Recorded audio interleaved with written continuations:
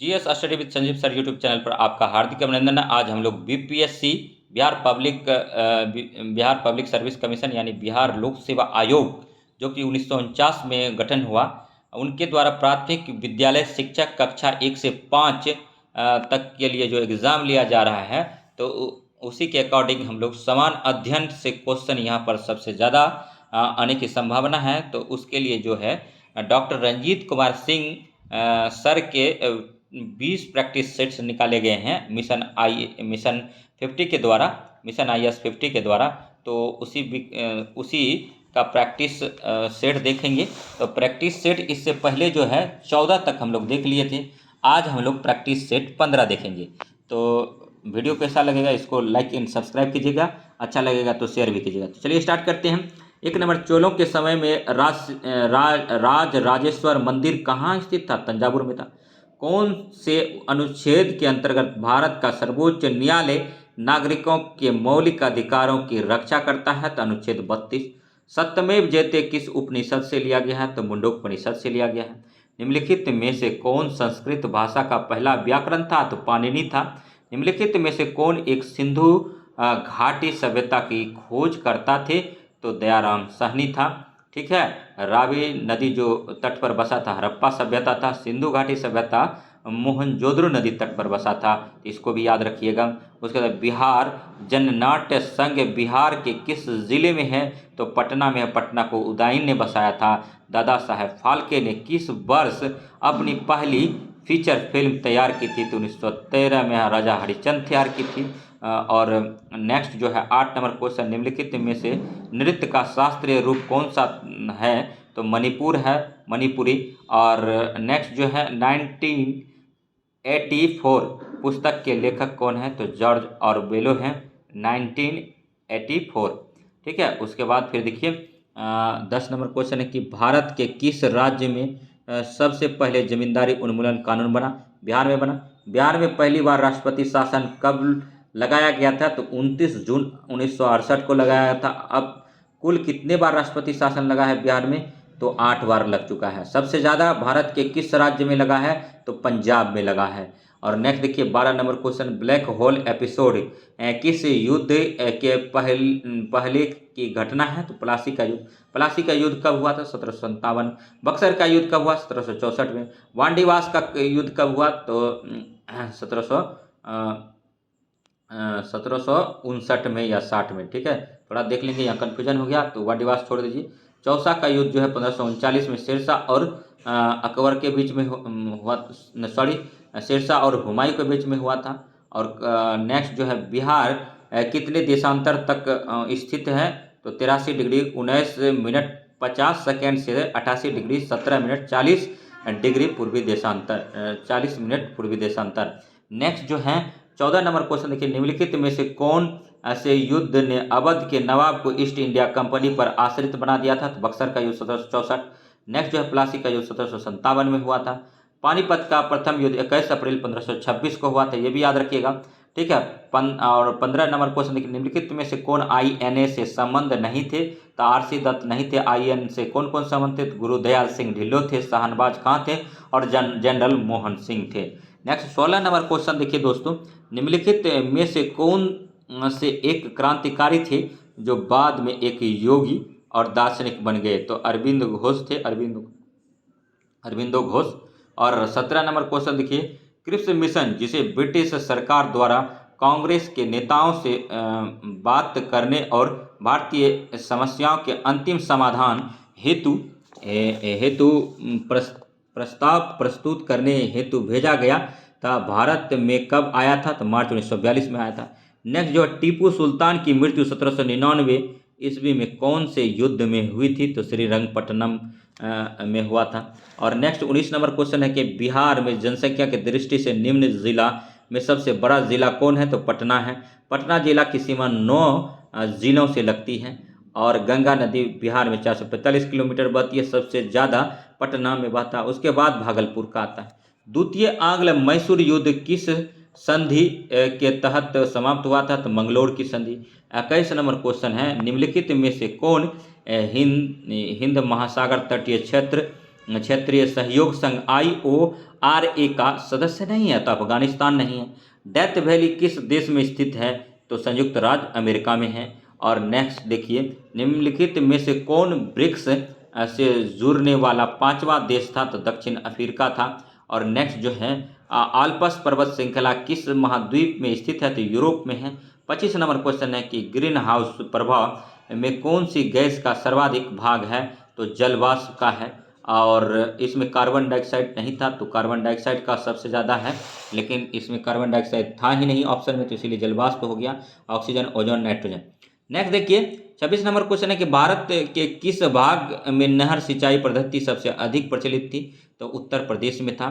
और नेक्स्ट देखिए, 27 number question, निम्नलिखित में से कौन सा जोड़ा गलत बनाया गया है? कोयना परियोजना महाराष्ट्र में है, ये तो सही है। शरावती परियोजना कर्नाटक में है, और ये भी सही है। और बाली मेला परियोजना उड़ीसा में है, ये भी सही है। जबकि सबरीगिरी परियोजना गुजरात, यही गलत है। नेक्स्ट देखिए, सबरीमाला मंदिर तो केरल में है, और सबरीगिरी परियोजना कहाँ है? कमेंट कीजिए। 28 नंबर है कि भारत में सिंचित क्षेत्र के सबसे अधिक भाग पर खेती होती है? तो गेहूं का होता है। ठीक है, उसके बाद फिर भारत में पीत क्रांति का संबंध है? तो तिलहन के उत्पादन के साथ है। पीली क्रांति इसी को बोला जाता है, या पीत क्रांति। नेक्स्ट 30 नंबर क्वेश्चन देखिए, निम्नलिखित में से कौन सी खरीफ की प्रमुख फसल नहीं है? तो खरीफ फसल जो है चावल है, गन्ना है, कपास है, ये सब क्या है? खरीफ फसल है। और नेक्स्ट देखिए, 31 नंबर क्वेश्चन के निम्न राज्यों में से किस राज्य में सबसे ज़्यादा चाय के बागान है? तो असम में चाय के बागान सबसे ज़्यादा हैं। सबसे पहले पुर्तगालियों ने चाय का बागान जो है असम में ही लगवाया था। और सबसे उच्च किस्म की चाय कहाँ से पैदावार होती है भारत में? तो दार्जिलिंग से होता है। दार्जिलिंग कहाँ पड़ता है? तो दार्जिलिंग वेस्ट बंगाल में पड़ता है, याद रखिएगा। 32 नंबर क्वेश्चन, निम्नलिखित में से कौन सा ऊर्जा का गैर परंपरागत स्रोत नहीं है? प्राकृतिक ऊर्जा नहीं है। ठीक है, उसके बाद देखिए 33 नंबर क्वेश्चन, ऊर्जा का वह कौन सा स्रोत है जो सबसे कम भूमंडलीय तापमान बढ़ाता है? तो भूतापीय ऊर्जा है। 34 नंबर क्वेश्चन है, नीलगिरी पहाड़ियों में पेड़ की सामान्य जाति है? यूकेलिप्टस है। इसी को आतंकवादी पौधा पेड़ बोला जाता है, क्योंकि पानी ज़्यादा ये खपत करता है, और लेयर इसकी जड़ें जो है काफ़ी नीचे तक जाती है, ज़मीन के नीचे तक जाती है। तो 35 नंबर क्वेश्चन देखिए, भारत के निम्नांकित क्षेत्रों में से कौन सा चीड़ के वनों से संबंध है? तो उत्तराखंड है। और नेक्स्ट देखिए 36 नंबर क्वेश्चन देखिए दोस्तों, भारत में कब से रुपया चालू खाते पर पूर्ण रूप से प्रवर्तनीय हो गया है? तो 1994 से। फर्मों द्वारा बाहरी अन्य फर्मों या लोगों को उनकी वस्तुओं और सेवाओं के उपयोग के लिए किया जाने वाला भुगतान डैश कहलाता है? तो बहिर्निहित कहलाता है। 38 नंबर है, किस कर को संघ द्वारा लगाया जाता है लेकिन उसका उगाहन राज्य सरकार द्वारा किया जाता है? तो स्टाम्प शुल्क है। और नेक्स्ट जो 39 नंबर क्वेश्चन, मुद्रास्फीति आती है जब समग्र आपूर्ति समग्र मांग से कम हो। और नेक्स्ट 40 नंबर क्वेश्चन है कि बैंक में लोकपाल की क्या भूमिका है? तो ग्राहकों की शिकायतों का तेजी से निवारण एवं गुणवत्ता उपलब्ध कराना। 41 नंबर क्वेश्चन है, गठबंधन सरकार के बारे में निम्न में से कौन सही है? तो शक्तियों को दो या अधिक राजनीतिक दलों के बीच साझा करना होता है। और नेक्स्ट 42 नंबर है, किस प्रकार की सरकार निःशुल्क एवं निष्पक्ष चुनाव द्वारा चुनी जाती है तथा जहां वर्तमान सरकार को अपना शासन खोने की प्रबल संभावना रहती है? तो लोकतांत्रिक की। और नेक्स्ट 43 नंबर क्वेश्चन है, भारत में प्रत्यक्ष लोकतंत्र का क्या उदाहरण है? तो ग्राम सभा है। और नेक्स्ट जो है, लोकतांत्रिक संस्थाओं के विकास में निम्न में से क्या आवश्यकता है? तो व्यक्तिगत अधिकारों का सम्मान। और 45 नंबर है, किस वर्ष तक भारत में एक पार्टी का प्रभुत्व था? तो 1977। और 46 नंबर क्वेश्चन देखिए, भारत और पाकिस्तान के बीच शिमला संधि पर हस्ताक्षर किए जाने का वर्ष है? तो 1972। और मंडल आयोग रिपोर्ट किससे संबंधित है? तो अन्य पिछड़े वर्गों से।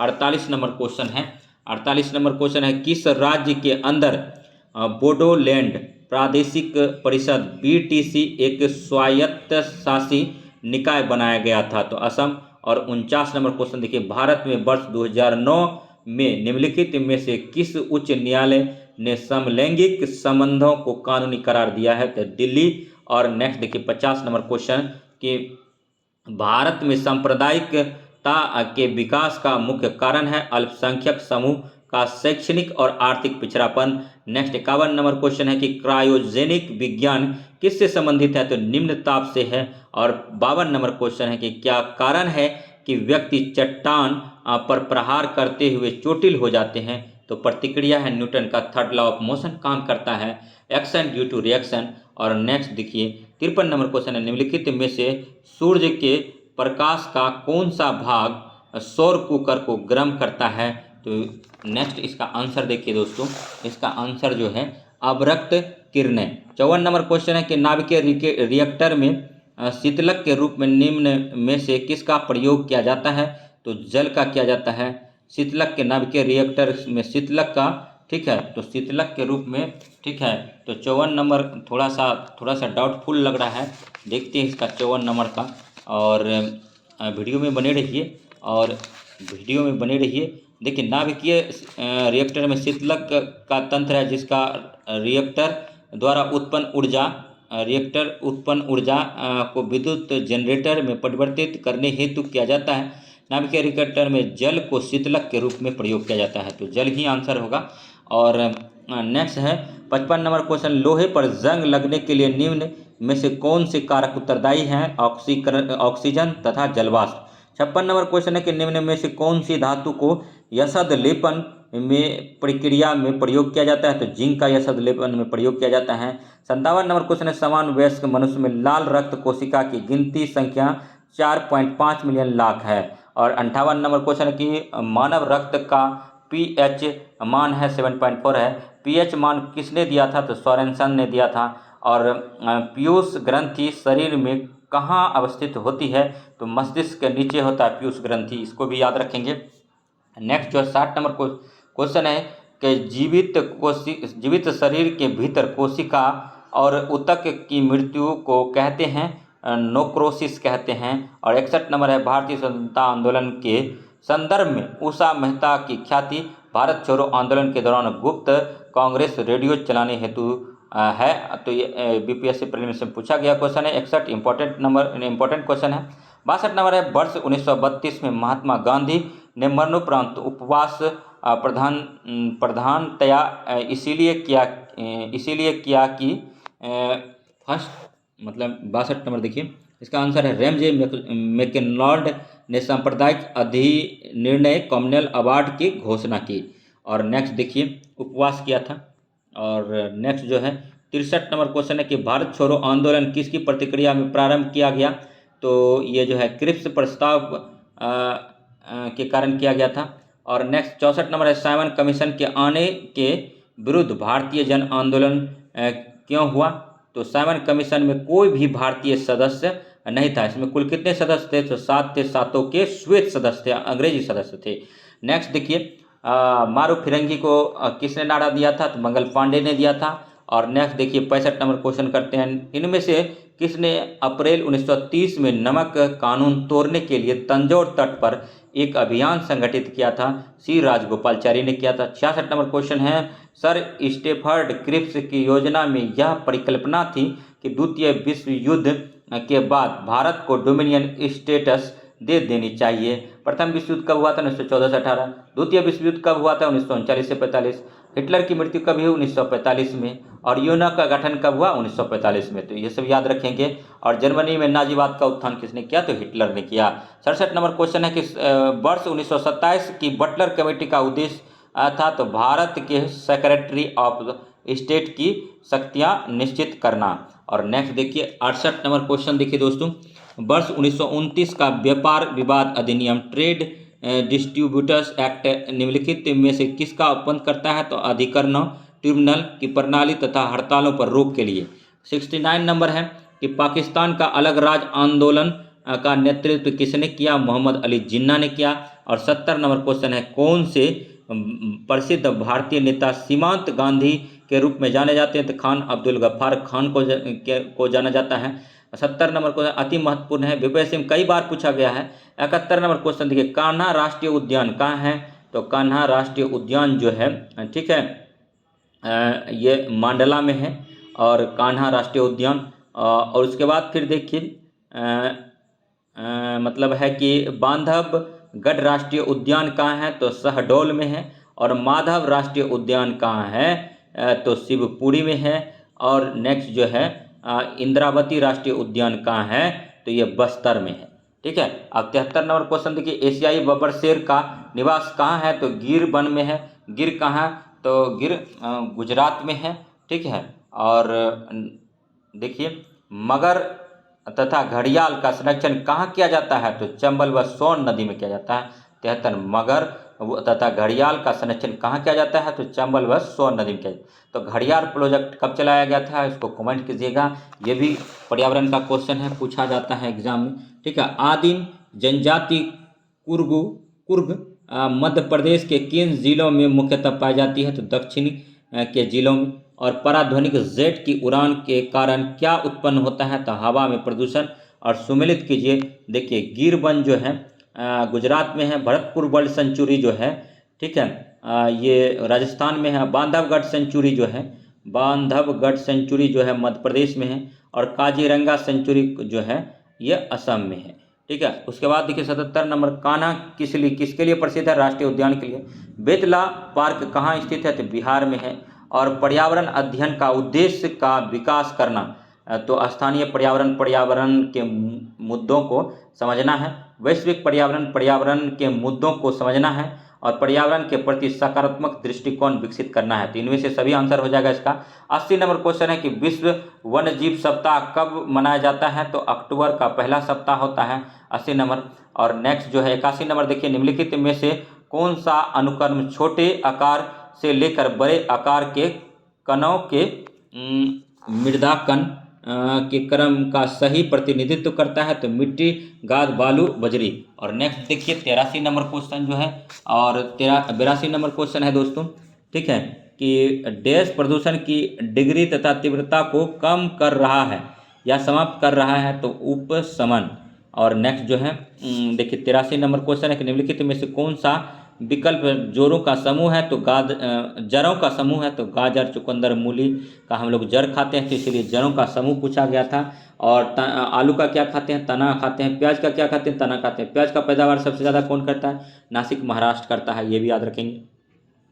और मूंगफली का कौन सा करता है, गुजरात करता है। केसर का कौन करता है, जम्मू कश्मीर करता है। नारियल का कौन करता है, तमिलनाडु करता है। रबर का कौन करता है, केरल करता है। टेपिकोआ कहाँ मिलता है, तो केरल में मिलता है।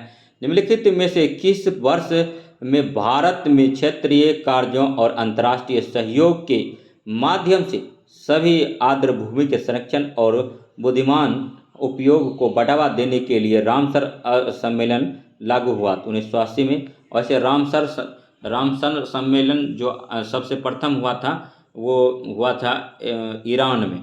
ठीक है। आर्द्र भूमि वेटलैंड डे 2 फरवरी को मनाया जाता है। और रामसर सर कहाँ है, तो ईरान में है। ठीक है। नेक्स्ट देखिए 85 नंबर क्वेश्चन, भारत में आवासीय क्षेत्रों के लिए निर्धारित तिथि दिन का सौर मानक क्या है, तो 55 डीबी है। और 86 नंबर देखिए क्वेश्चन, निम्नलिखित में से कौन जल प्रदूषक नहीं है, तो ग्लेशियर नहीं है, जबकि क्रोमियम, गाद, आर्सेनिक ये सब जल प्रदूषण है।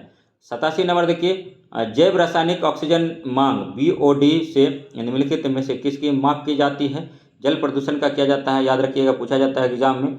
और नेक्स्ट 88 नंबर क्वेश्चन है कि श्वसन तंत्र से संबंधित विभिन्न रोग किस प्रकार के प्रदूषण के कारण होते हैं, तो जल प्रदूषण के कारण होते हैं। 89 नंबर है कि जीवों में पर्यावास हैबिटेट के संदर्भ में निम्नलिखित कथनों पर विचार कीजिए। निम्नलिखित कथनों में से कथन सही हैं, तो इसमें जो है पर्यावास व भौतिक पर्यावरण है जिसमें कोई जीव रहता है। विभिन्न प्रजातियों एक ही पर्यावास में रह सकता है। और नेक्स्ट जो है इसका हो जाता है कि संपूर्ण जैविक समुदाय द्वारा अध्यासित क्षेत्र पर्यावास को इंगित करता है, तो एक सभी हो जाएगा। नेक्स्ट जो है 90 नंबर देखिए, वायुमंडल की एक परत क्षोभ मंडल के संदर्भ में निम्नलिखित कथनों में से कौन सा सही नहीं है, तो देखिए इसमें पूछा है कौन सा सही नहीं है। तो क्षोभ मंडल के बारे में जानिए, सबसे निचली परत होता है और ये इसका जो 8 से 18 किलोमीटर होता है। सभी मौसमी घटनाएं क्षोभ मंडल में घटित होता है, तो इसी के संदर्भ में पूछा सही नहीं है। तो इसका विस्तार 80 किलोमीटर ऊंचाई तक होता है, गलत है। इसका औसत विस्तार जो है 13 किलोमीटर होता है, बीपीएससी प्रीलिम्स से पूछ दिया गया है। ठीक है। और इस मंडल में ऊंचाई के साथ तापमान में कमी आती है और इसकी ऊपरी सीमा को मध्य सीमा कहते हैं। अधिकांश वायुयान इसी मंडल से होकर गुजरते हैं। देखिए वायुयान के लिए तो समताप मंडल अनुकूल होता है, क्षोभ मंडल में अधिकांश नहीं उड़ता है, तो इसीलिए ए और डी तो गलत है। ठीक है, अगर वीडियो अच्छा लगा हो तो लाइक कीजिए, सब्सक्राइब कीजिए और शेयर कीजिए तथा इसी प्रकार का वीडियो देखने के लिए हमारे GS study with Sanjeev sir YouTube channel से बने रहिए। तो मिलते हैं नेक्स्ट वीडियो में, तब तक के लिए धन्यवाद। जय हिंद, जय भारत।